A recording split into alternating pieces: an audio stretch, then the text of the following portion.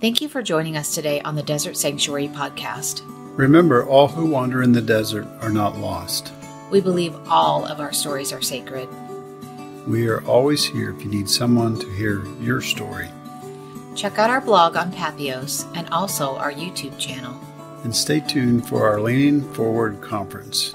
Remember, we love you. And be at peace.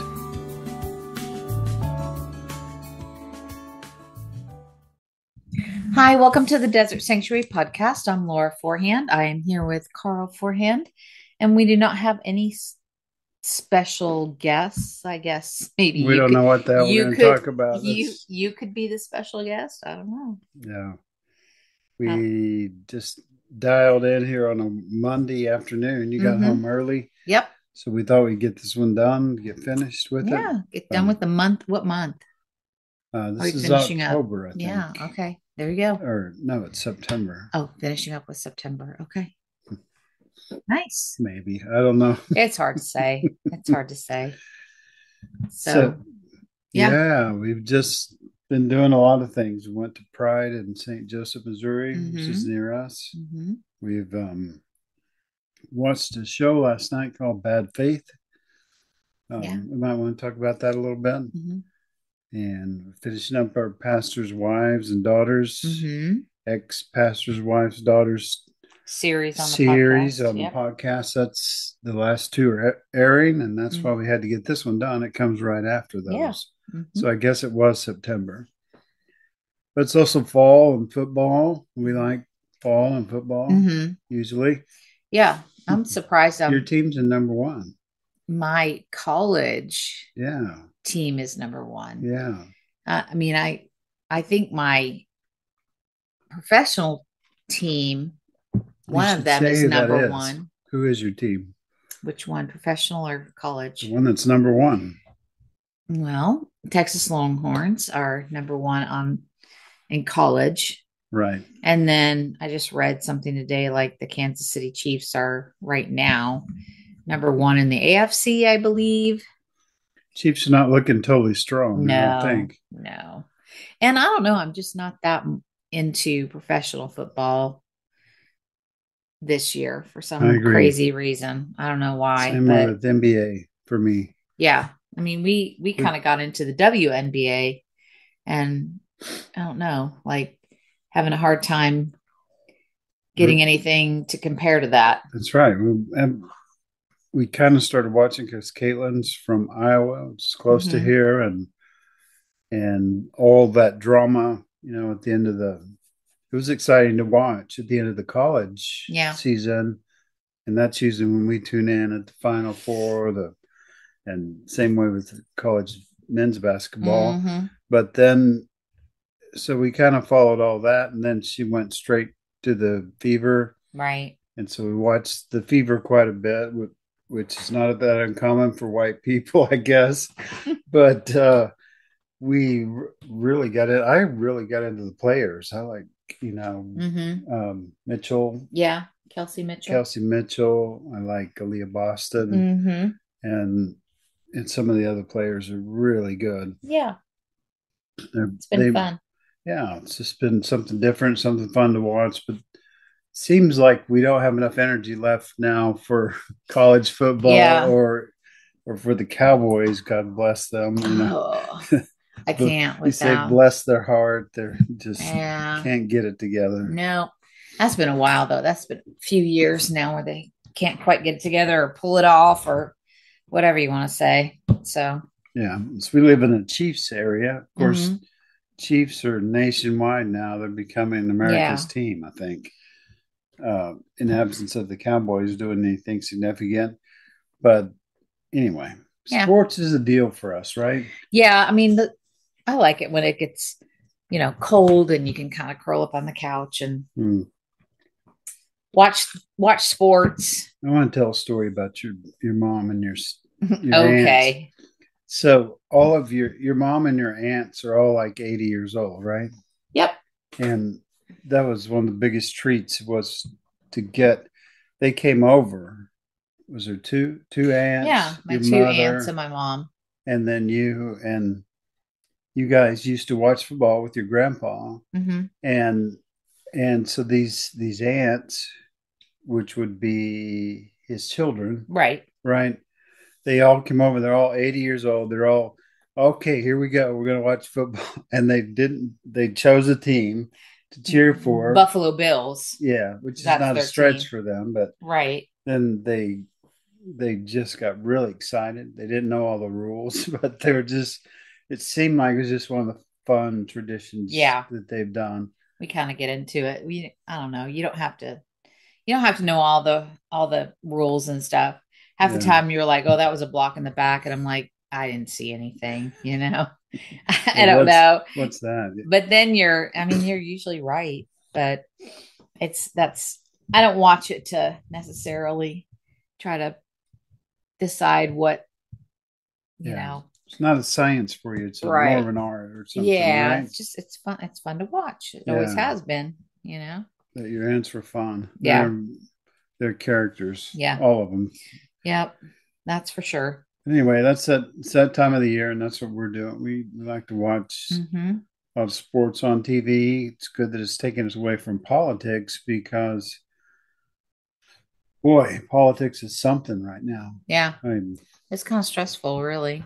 yeah. Like even going to the Bad Faith movie because we actually went to a movie theater to see it Mm-hmm. in St. Joe, and So let's talk so about that. all right. So Bad Faith is sort of a documentary on Christian Mm-hmm. nationalism, um, mostly focused at Trump, but not just Trump, the history Right. that brought us Trump. And Mm-hmm. I was I was surprised that they didn't interview Kristen DeMay, Yeah, who I wrote was Jesus too. and John Wayne, Right. because it kind of followed that same Mm-hmm. vein. It just told a lot about how we got here and how dangerous it is, and Mm-hmm. how prevalent Christian nationalism is. Mm-hmm. One of our senators here in Missouri proudly proclaims that he's a Christian nationalist, Josh Hawley. Mm-hmm.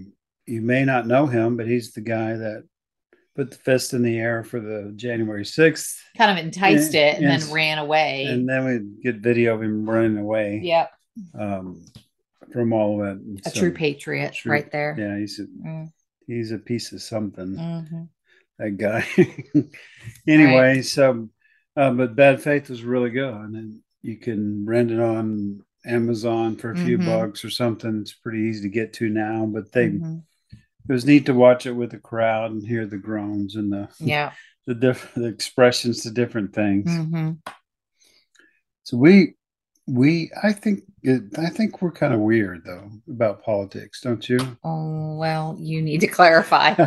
I'm not sure what you mean by weird. Well, I'd say, because we have really strong feelings, I think, about what we think is right and we know about how things have been abused, because we know Mm, how the sausage is made at church. right. We know about all the religiousness and what happens behind the scenes there, and we Mm-hmm. know how politics has impacted that.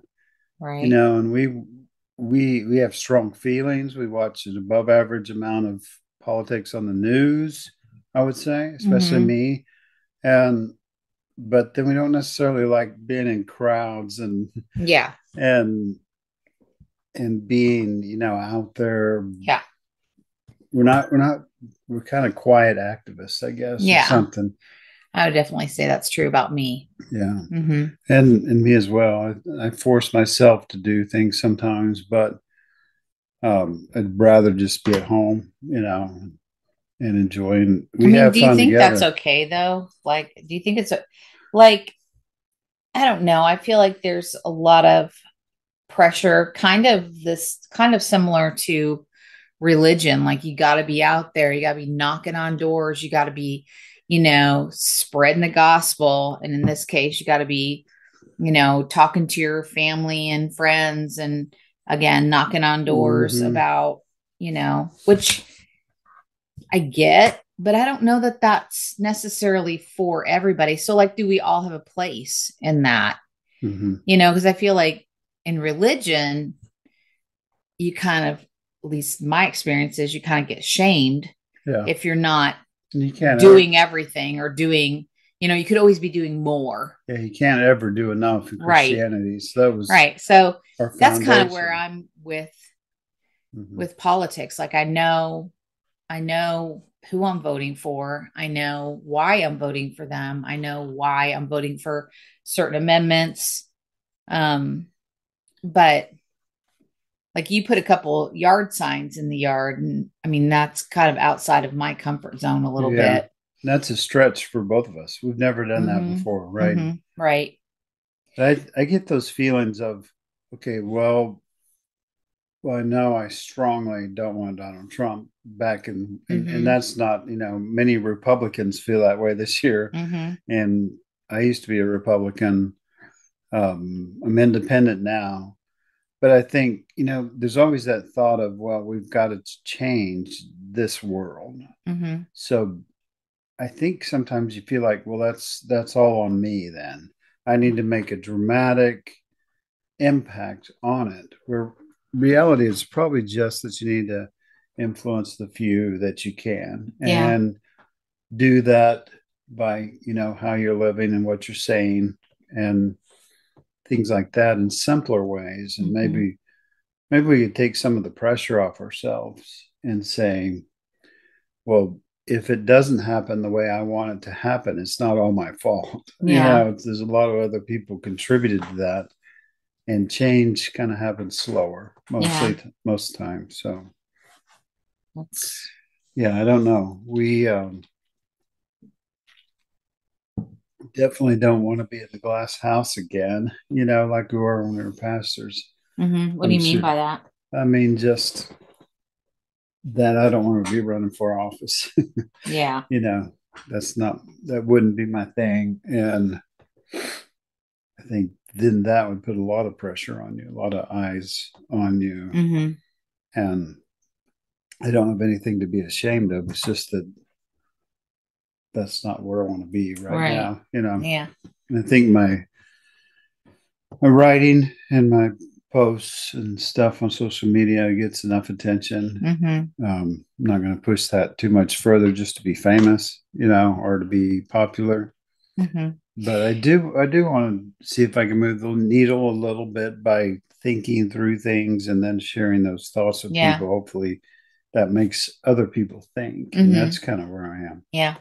So I think we had this discussion on the way home, but obviously the movie Bad Faith or even the book Jesus and John Wayne, they're for a particular audience. And I'm just wondering, like, are they going to sway, people that are thinking, that are wanting to vote for Trump or whatever?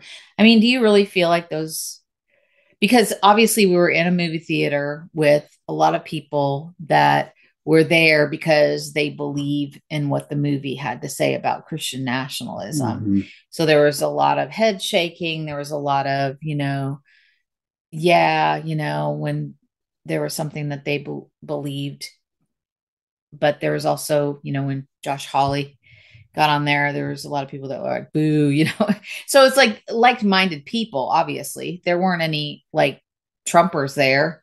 Right, and So then like I'm just wondering how much these, because it was a good movie. Like I think it's worth everybody watching, but are the people that really need to understand what Christian nationalism has done and continues to do to our country, are we really going to reach them through this video or through books like Jesus and John Wayne? yeah, I think it helps more the people that agree with it to help them explain to maybe their neighbors or their family. And that was what I heard at the event was, now you can take this information and share with your family and so on. But the the emphasis wasn't, well, get a bunch of the other side to watch this, Right. which was always the Christian films and the Christian. We had the Jesus film there for a while. You remember that? Mm-hmm. You were always challenged to take that to the enemy or the other side Right. or the people that disagree.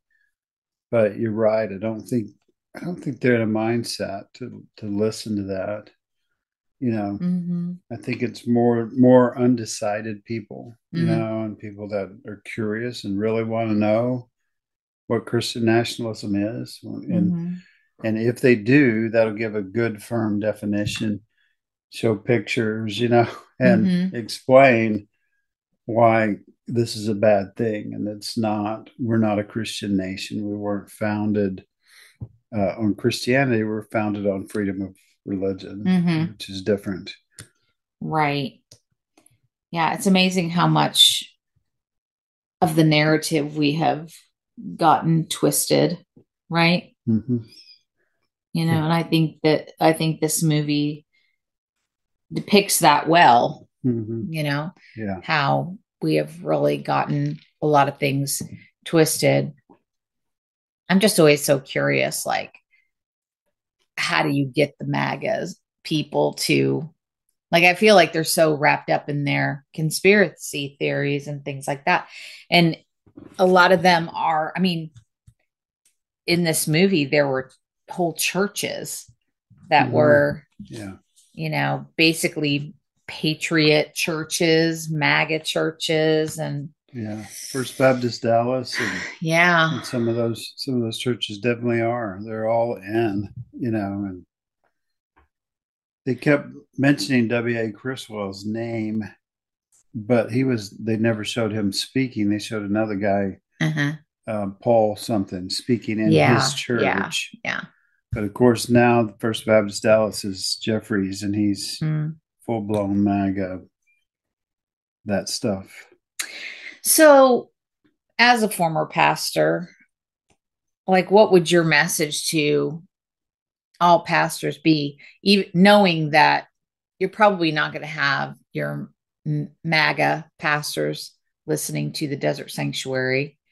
Um, but I know you've made comments before about how you feel, you know, about pastors either saying something or the fact that they're not saying anything.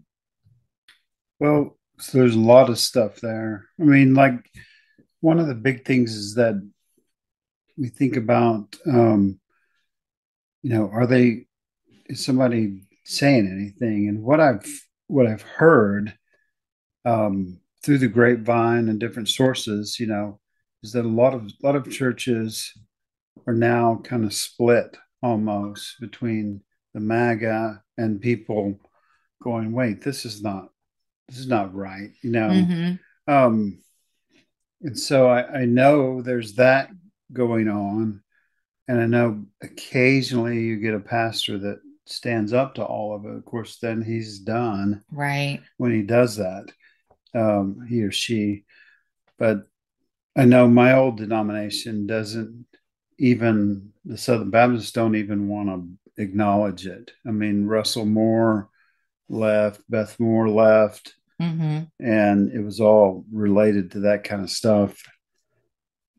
But they just act like it didn't happen, and they're going along. So then I see testimonies of people occasionally that say, I can't do it anymore, you know, I can't. But the whole political system is just tied up in knots on that side because there's enough people committed to it that no one else can win. Mm-hmm. You know, even though the MAGA supported candidates have been losing and losing and losing, it's so knotted up that you can't speak out against it or you won't get reelected. And Yeah. that's what a politician doesn't want. So I don't know. It's going to be What do you, interesting after this election. yeah, what do you, or maybe you don't, I don't know. Let me just throw this out there. What do you wish pastors, like, especially your more liberal churches, for lack of a better word, those that, because they're out there, you know, they're out there, the ones that really believe in justice and love and mercy, you know, what would you say to encourage those pastors? Because I think, and we heard this last night, that a lot of churches.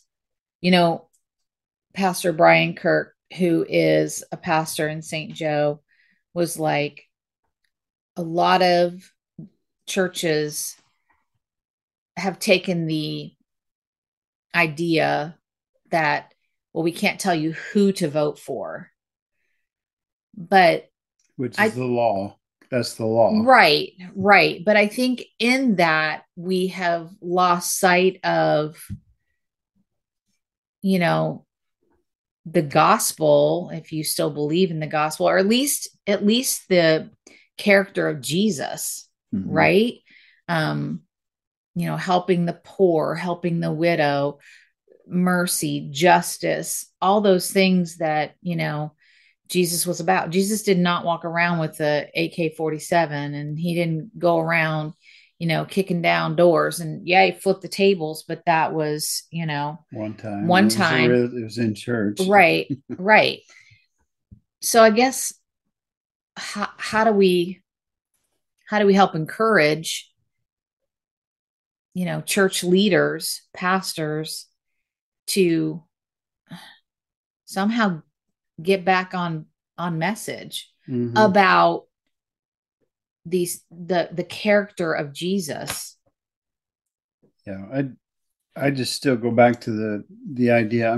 I am thankful for people like Brian Kirk and some of Mm-hmm. those that have stood up to their communities Mm-hmm. and said, stood up for queer rights and Mm-hmm. things like that. I'm really proud of them for being strong enough, even though they're kind of in a denomination that supports that. So, um, but I think what I would say to them is the same thing we said in our previous book, that the system you're in is not designed to help the poor. Yeah.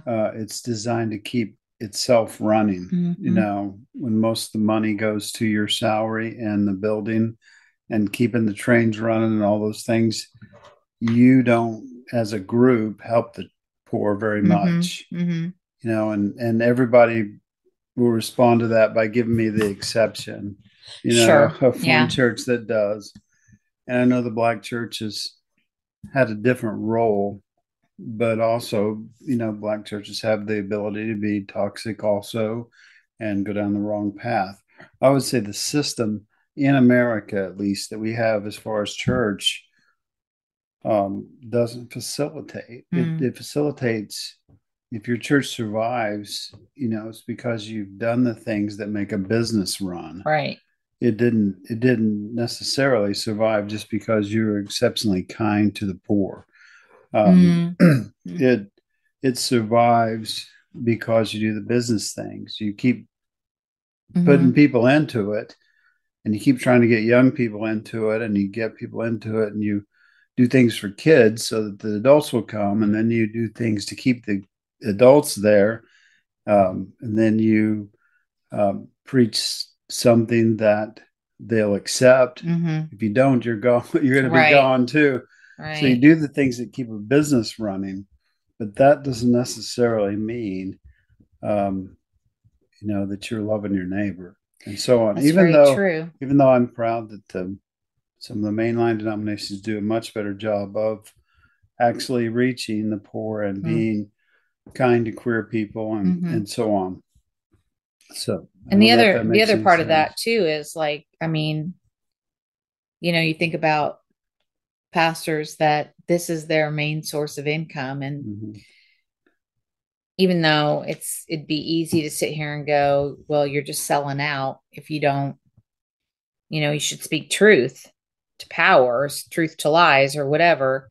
But when you're talking about, a pastor who has a wife and kids and, debt and all that kind of stuff, it is, I mean, I can see now why that would be difficult to stand up.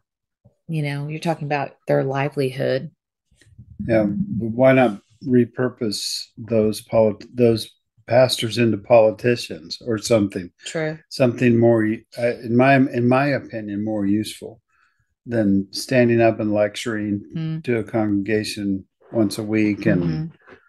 having children's programs so you can build an organization. So and on and on and on. Right. It's to me, it's like busy work where there's some much better things you could be doing. Mm-hmm. Anyway. Yeah, I get it. I get it. So switching gears here just a little bit, like how have you felt about our latest series on pastors' wives, pastors' daughters that we've been interviewing and putting out there? Yeah, I'd just love to do more, I think is Me what I'd say, too. because they were they were so kind of rich and deep Mm-hmm. and raw, you know. It's just a little bit different than when one of the pastor's wives was abused pretty Mm-hmm. severe, you know. There Mm-hmm. was a lot of abuse there. Right. Um, but I just think that like I said before, they know how the sausage is made. You know, not only Mm-hmm. do they see, you know, some of the hurt that happens and so on, but they also, you know when it's bad, and it's that much more extreme. Mm-hmm. So yeah, I'd love to hear more stories. I would too, because I was thinking about this today, and I talk a lot about how when I first started deconstructing, it felt very isolating and lonely, but I still feel a sense of that when it comes to being an ex-pastor's wife, because we just don't hear a lot of stories out there, or at least we haven't come across a lot in our podcast. And so I would love to hear, more of that. It's kind of validating to me hearing these stories. It's like, okay, I wasn't crazy. I wasn't the only one. I wasn't making a mountain out of a molehill kind of thing. When Mm-hmm. I hear the stories, it's not like it's not like I'm celebrating that they went through some of the same things that I did, or at least trauma within the church. It may not have been exactly the same, but you know, it's more of a, like a sisterhood, kind of like we've had a shared Mm-hmm. experience, and it helps me not to feel so. But the thing is, those sisters, other pastors' Mhm. wives, that when we were in ministry, you absolutely couldn't hardly talk to I know. them, Yep. right? Right. I mean, they just it's too big of a risk or Mhm. something. I don't know Right. what it was, but it was really, really hard Mhm. to have another. And in some ways, pastors the same way. They might have a ministerial alliance or something, but Mhm. we're not ever going to talk about anything important Right. or how we're struggling, Mhm. or we're just going to try to impress people with what we're Right. doing. That's what I was going to say. We have to put on this facade like we have it together. We're a great supportive wife, and our kids are, you know, good and godly or whatever. Mm-hmm. And, we miss so much of that shared life experience, because we're too busy wearing a mask, or, you know, putting on a performance instead of being authentic. Mm-hmm. So that's why I would like to hear more stories, mainly because, well, that, and, hopefully by sharing, we never want to re-traumatize people by sharing their stories, but hopefully it's healing if they come on our podcast and share their stories. But also we hope that it's healing for people that are listening that may feel like I'm the only one. So, Yeah, we're starting to record the episodes for a course for our last book, Evolving from Religious Trauma. mhm. So we just got the intro done, and it was a lot of works. I mean, For not yeah, you, not taping it, but just trying to put the video together and yeah, everything. you It spend a lot of time editing stuff. it takes a lot of time, Hmm. and I'm not the best at it. So, but we're looking forward to that. Maybe as a Yeah. tool to. I've been having so many conversations everywhere And I'm excited we're going back to the Attachment and Trauma Network thing I Conference said Tuesday. It's February. I in was thinking second February. month, not Hmm. second day. Um, we're going to get to go to that again. Yep. So we've got saved up, got our money set aside, Hmm. budgeted for that. We probably won't get to do much of anything else. That's okay. That'll But be anyway, fun. we're going to that. And so they don't talk specifically about somatic healing and so on, but I've been having so many conversations, you know, like at the chiropractor and so on about somatic stuff. Really good conversations. I mean, you never know at this conference. There may be, because we don't know who all the speakers are. Mm, So there may be some people there that actually talk about that, you know?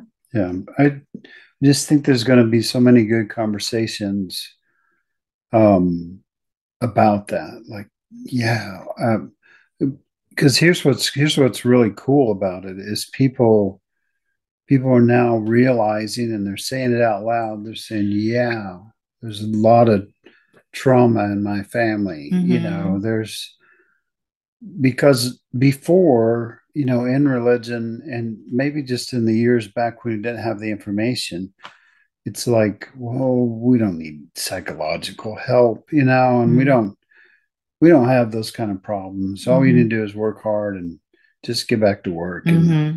and those kind of things. But now people are actually talking about it and they're realizing that we've come to a point in history where we've ignored it too long. Mm-hmm. And a lot of us have residual trauma.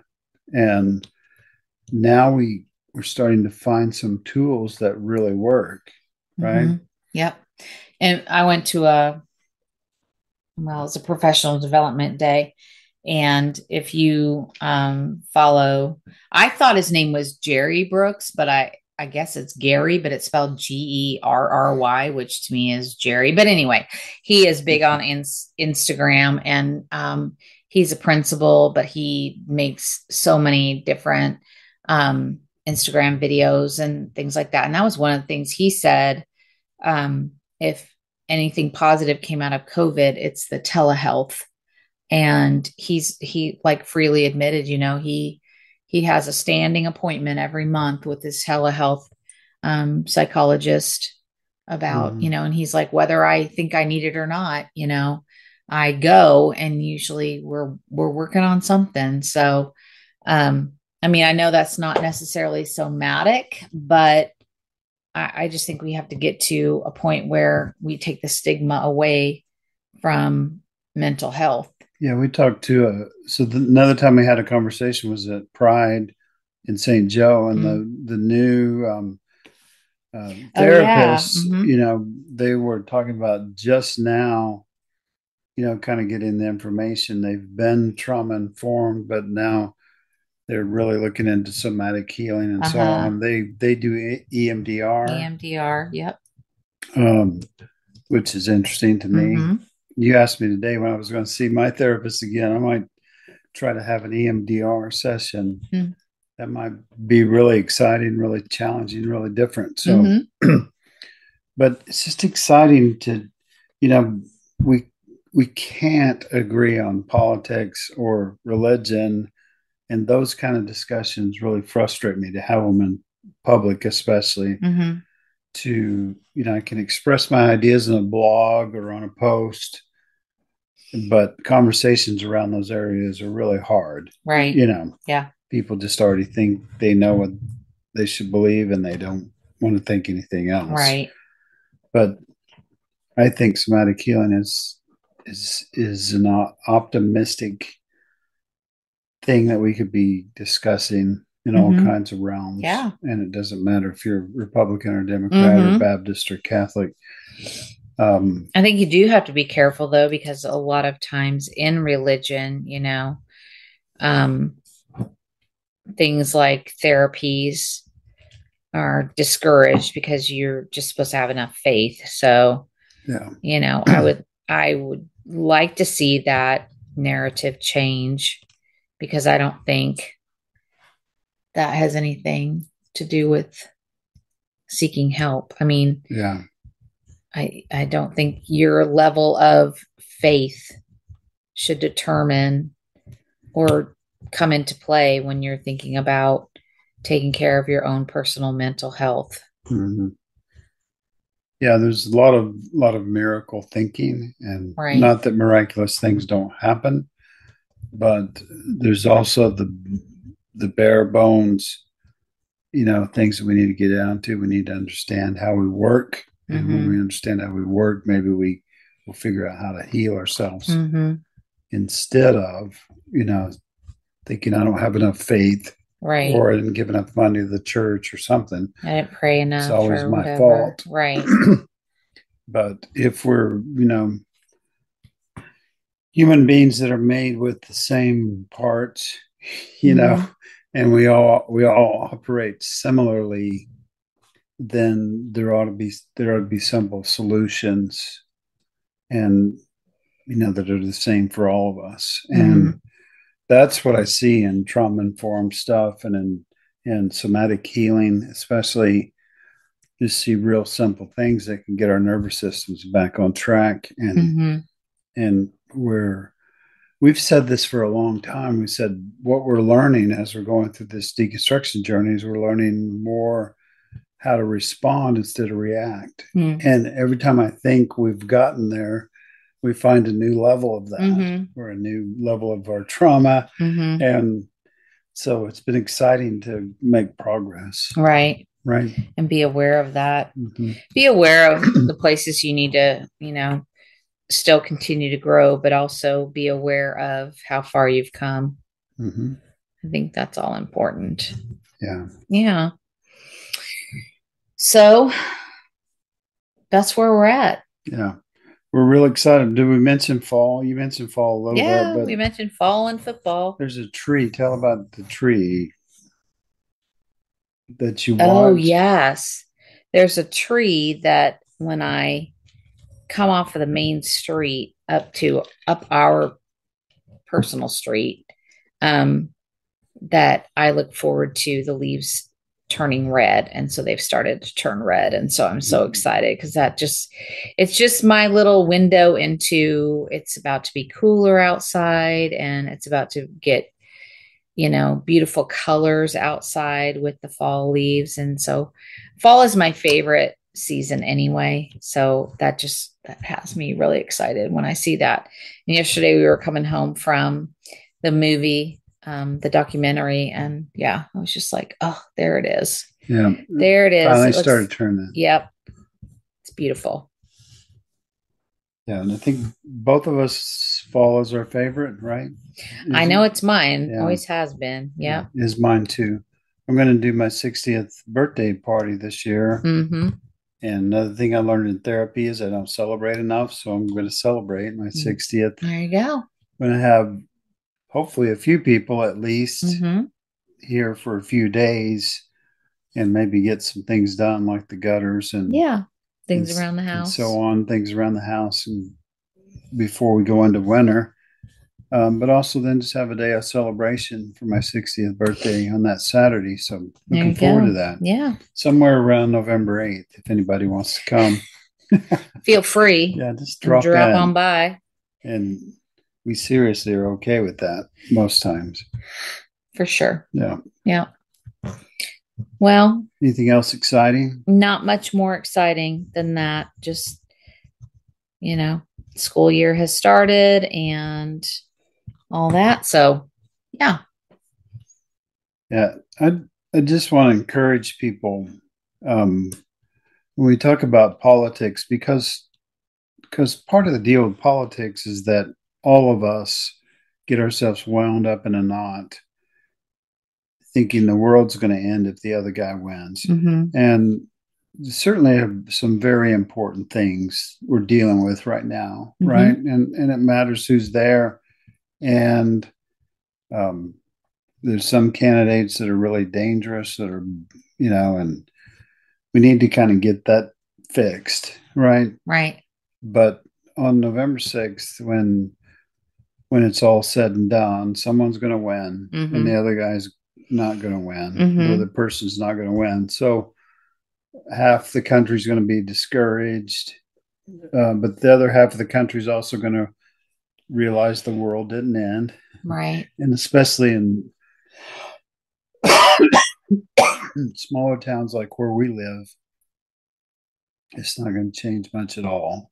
Yeah. It's going to be the same. And um, we really feel strongly about women's health care issues, and those are very, very important to us. So much so that I put a sign in my yard for the first time that we would overturn the abortion ban here in Missouri. So I have a big red sign in my yard for the first time. So it's important, and we want to fight for, do what we can to help all those individual issues. But then the real issue, I think, is that we need to come together as people, right? Not necessarily agree on everything, but learn how to treat each other once again. Maybe. Absolutely. Is that right? Yep. Absolutely. And we just want a better world for our kids and our grandkids. Yeah. So it's time for a change. Yeah. We say vote for your grandkids, but I suppose anybody could interpret that the way they wanted to. But that's what we're doing this time. Absolutely. All right. So I'm trying to convince Laura to write another book, and I think she might. I got to get my stuff done first, and we got to get this course done. And then, so we're going to focus on that first, and then we'll see. Maybe this summer. Maybe we'll squirrel away in the winter and see what happens. Do it over Christmas break or something like that, right? Yeah. I don't know. That sounds too close. But thanks for tuning in, everybody. We enjoy the times. We don't know what we're going to do. The book course will be part of the podcast for a couple of months, and then we'll see what happens in the new year as far as interviews and so on. Sounds good. And like we said earlier, if you're a pastor's wife, pastor's daughter, pastor's son, just if you have a story you want to share with us, and it doesn't have to be that you're part of a pastor's family, but if you have a story of deconstruction that you want to share with us, we would love to.